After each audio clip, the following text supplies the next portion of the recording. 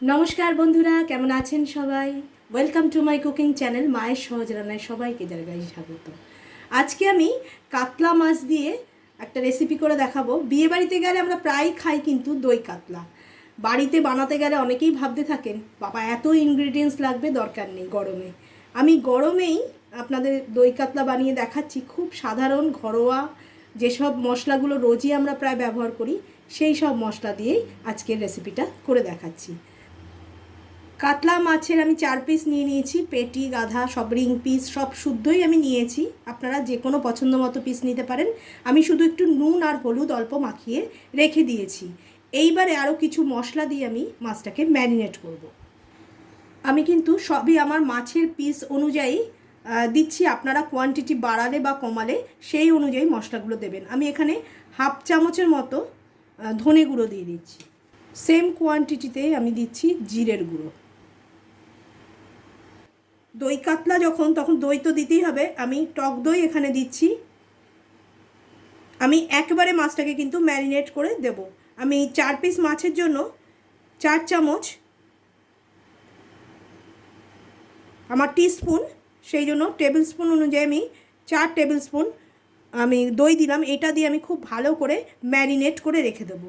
প্রথমেই কিন্তু আমি নুন আর হলুদ দিয়ে ম্যারিনেট করেছি। এইরকমভাবে মাছটাকে মাখিয়ে রেখে আধ ঘন্টার মতো রাখবেন।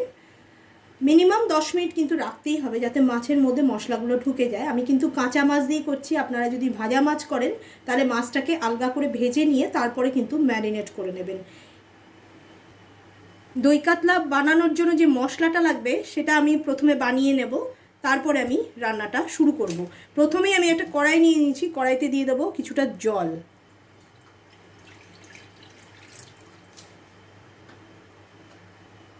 জলটা গরম হতে হতে আমি কিছু ইনগ্রিডিয়েন্টস এর মধ্যে দিয়ে দেবো একটা তেজপাতা,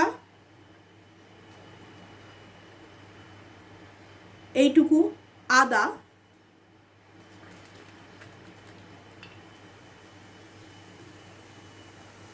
চারটে রসুন, 3টে শুকনো লঙ্কা, আপনারা ঝাল বাড়াতেও পারেন, আর দেবো একটা মাঝারি সাইজের পেঁয়াজ।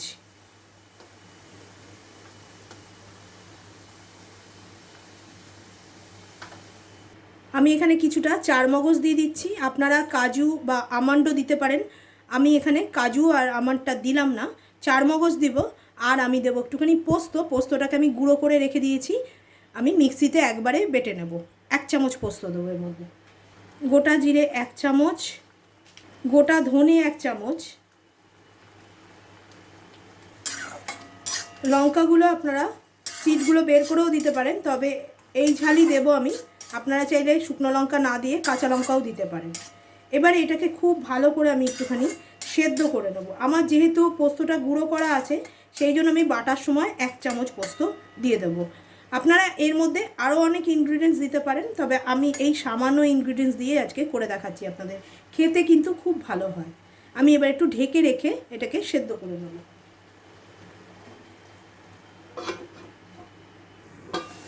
জলটা দেখুন একবারে টেনে গেছে। এটাকে আমি ঠান্ডা করে এরপর বাটবো। এর সঙ্গে আমি 2টো ইনগ্রিডিয়েন্টস আর দেবো। আমি কিন্তু হলুদ দিলাম না, আপনারা চাইলে এটা হলুদ দিতে পারেন। আমি শুধু মাছে নুন হলুদ মাখিয়ে রেখে দিয়েছিলাম প্রথমে। 1 চামচ দেব পোস্ত, আর দেব কিছুটা কিশমিশ। আমি এগুলো সব বেটে নেব। একটু ঠান্ডা হয়ে যাক, তারপরে আমি মূল রান্নায় আসছি। মাছটা আমার আধ ঘন্টা ম্যারিনেট হয়ে গেছে। এবারে আমি রান্নাটা স্টার্ট করব। কড়াইতে আমি সাদা তেল দিয়ে দিলাম। আমি পরে ঘি দেব, আপনারা চাইলে পুরোটাই ঘিতে করতে পারেন। তেলটা গরম হয়ে গেছে। আমি এবারে শুকনো লঙ্কা আর তেজপাতা ফোড়ন দিলাম। আপনারা চাইলে এখানে গোটা গরম মশলা দিতে পারেন। আমি লাস্টে গরম মশলার গুঁড়ো দেবো। পেঁয়াজের যে পেস্টটা আমি বানিয়েছি সেটা আমি এবারে দিয়ে দেবো। মাছে আমি নুন দিয়ে দিয়েছি, আমি এটার মধ্যেও নুন দিয়ে দিচ্ছি। আর আমি নুন দেবো না। এইবারে এটাকে খুব ভালো করে কষাতে হবে।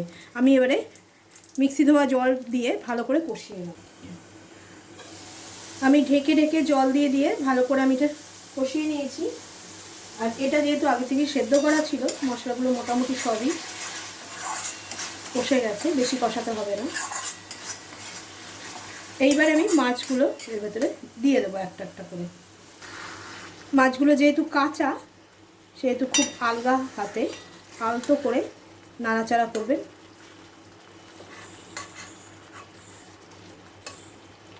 ম্যারিনেট করা আছে। কাতলা মাছের পেটি হলে একটু ভালো হয়, মোটা মোটা। এটা আপনারা যে কোনো বড় মাছ দিয়েই করতে পারেন। বিয়েবাড়িতে আমরা সবাই খাই, বেশ ঘি গরম মশলা রিচ হয়ে যায়। বাড়িতে মাঝে মাঝে কিন্তু এটা বানিয়ে খাওয়া যেতেই পারে। এইবারে আমি একটু ঢেকে দেব। আমি জল দেব না, জল লাগার কথা না, যদি লাগে তাহলে অল্প একটু হাত ধোয়া জল দিয়ে দেবো। আমি একটু ঢেকে ঢেকে মাছটাকে রান্না করে নেব। দেখুন একদম কমপ্লিট হয়ে গেছে আমার। আপনারা যদি একটু ঝোল খেতে চান করতে পারেন, তবে এটা একটুখানি গ্রেভি কমই থাকে। আমি বন্ধ করে দিচ্ছি। মাছগুলো বেশি ঘাটাঘাটি করবেন না, কাঁচা মাছ, তেল চারদিক দিয়ে ছেড়ে গেছে, মশলা একদম কষে গেছে। আমি দিয়ে দিচ্ছি 1 চামচ ঘি, গরম মশলা গুঁড়ো। এর মধ্যে কিন্তু আমি জায়ফল জয়িত্রীও অল্প করে দিয়েছি। আমার রান্নাটা কমপ্লিট হয়ে গেছে।